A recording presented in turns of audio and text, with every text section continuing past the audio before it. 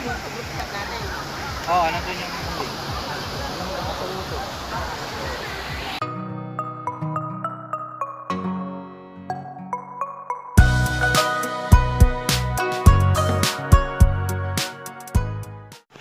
Mabuhay and welcome back to my YouTube channel. Another amazing day, another amazing video.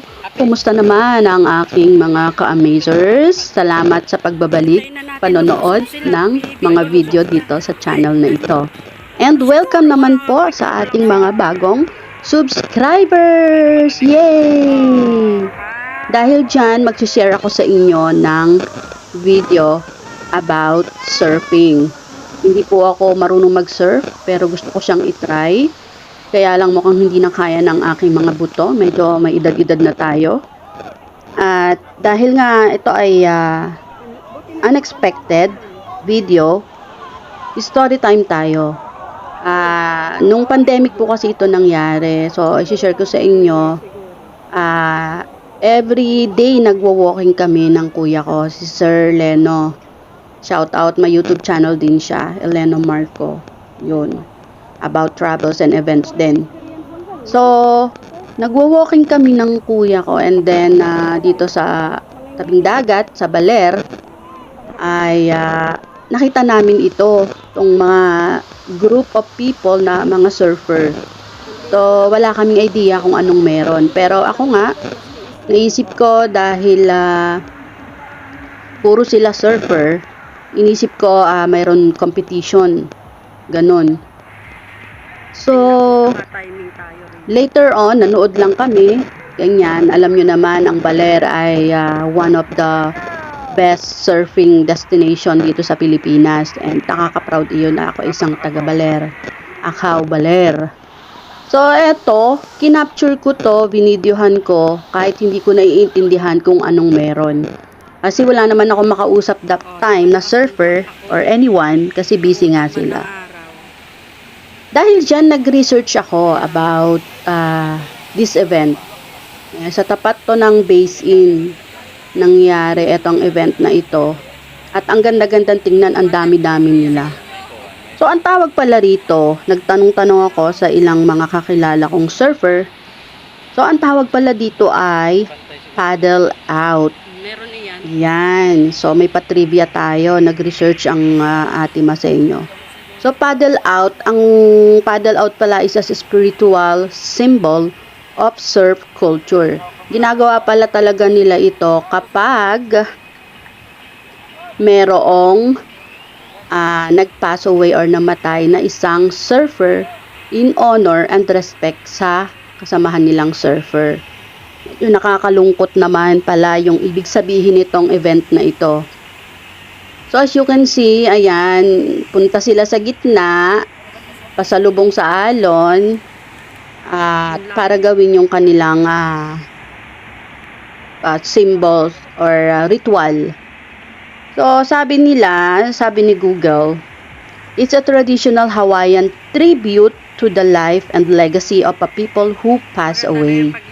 In most cases, the paddle out is a floating memorial held in the ocean, a few yards from the shore, where surfers and other water sports participants honor someone they cherish.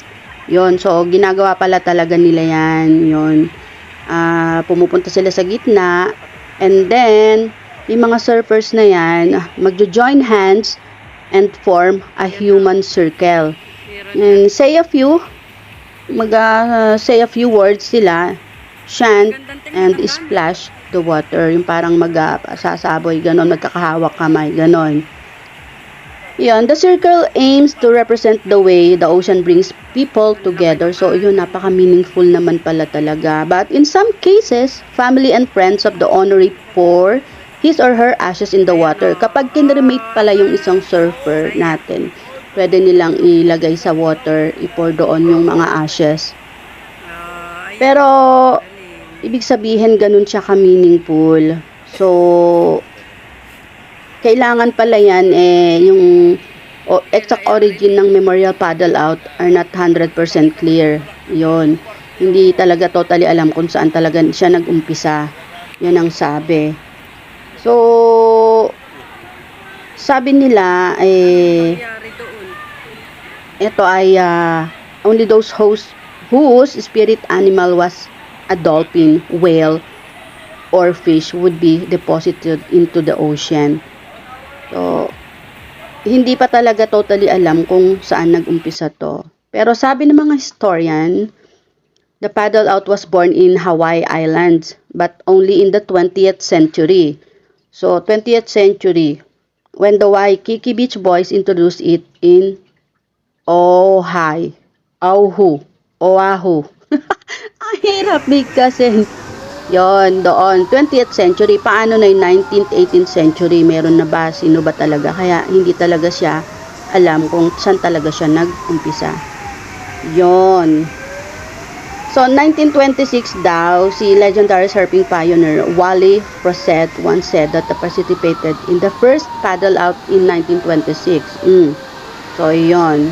He was just a 6-year-old kid. So, yun, tinanong daw siya, hindi daw niya alam kung saan talaga nag-umpisa. Pero ginawa daw niya to sa Waikiki. Yun, sabi sa New York Times 2010.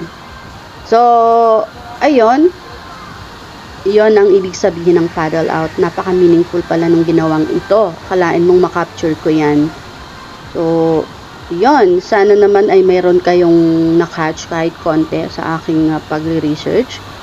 And, kung sino man ang pinag-alayan nila ng paddle out na yan ay may he rest in peace kahit matagal na to. Yun. So, kung umabot kayo sa last part na to, thank you so much. At shout out sa lahat ng surfer dito sa Baler at sa buong Earth.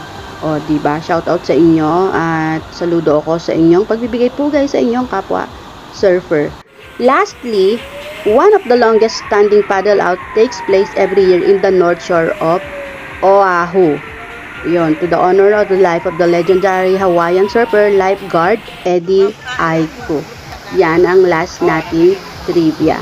That's all for today's video at mabuhay mga taga-Baler and have an amazing day.